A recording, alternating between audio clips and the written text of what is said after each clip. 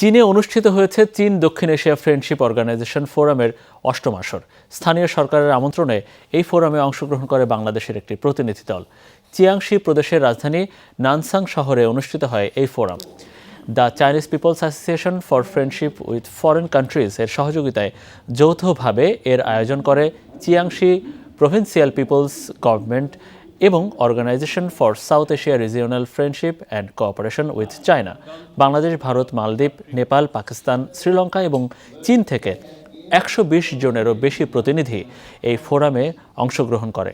বাংলাদেশ থেকে এতে উপস্থিত ছিলেন বাংলাদেশ চীন সাংস্কৃতিক, অর্থনৈতিক ও গণযোগাযোগ কেন্দ্রের সাংগঠনিক সম্পাদক রকনউদ্দিন মিয়া, সদস্য আব্দুল আজিম সহ চিয়াংশি প্রদেশের বিভিন্ন বিশ্ববিদ্যালয়ে অধ্যয়নরত বাংলাদেশি শিক্ষার্থীরা। I have gone through